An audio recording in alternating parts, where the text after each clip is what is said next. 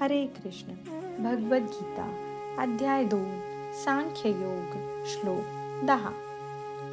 तम उवाच ऋषिकेशः प्रहसन्नीव भारत सेनयोरुभयोर्मध्ये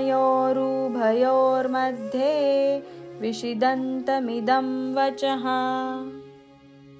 तम त्याला उद्देशून, उवाच म्हणाले, ऋषिकेशः इंद्रियांचे स्वामी श्रीकृष्ण, प्रहसन स्मितहास्य करी, इव जणू, भारत हे भरतवंशज धृतराष्ट्रा, सेनयोः सैन्यांच्या, उभयोः दोन्ही बाजूंच्या, मध्ये विषिदंतम शोकमग्न, इदम पुढील प्रमाणे, वचः शब्द किंवा वचन.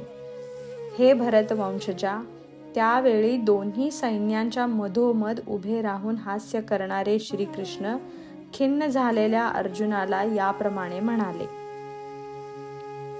तात्पर्य.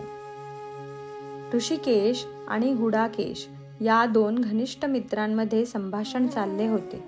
मित्र या नात्याने दोघेही एकाच पातळीवर होते, पण त्यांच्यापैकी एकाने स्वेच्छेने दुसऱ्याचे शिष्यत्व पत्करले. श्रीकृष्ण हसले, कारण एका मित्राने शिष्यत्व पत्करले होते. सर्वांचे अधिपती या नात्याने ते नित्य सर्वांपेक्षा ज्येष्ठ आहेत. तरी सुद्धा भगवंत आपल्या भक्ताशी मित्र, पुत्र किंवा प्रियकर यांपैकी कोणताही संबंध ठेवण्यास सदैव तत्पर असतात. मात्र जेव्हा त्यांचा गुरु म्हणून स्वीकार करण्यात आला, तेव्हा ते गुरु झाले आणि शिष्यासोबत त्यांनी गुरुप्रमाणेच गंभीर संभाषण केले.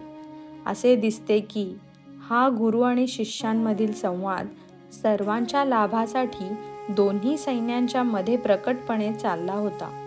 म्हणून भगवद्गीतेतील संवाद हा केवळ विशिष्ट व्यक्ती, समाज, जातीसाठी नसून तो सर्वांसाठी आहे आणि त्याचे श्रवण करण्याचा मित्र आणि शत्रू दोघांनाही समान अधिकार आहे. हरे कृष्ण.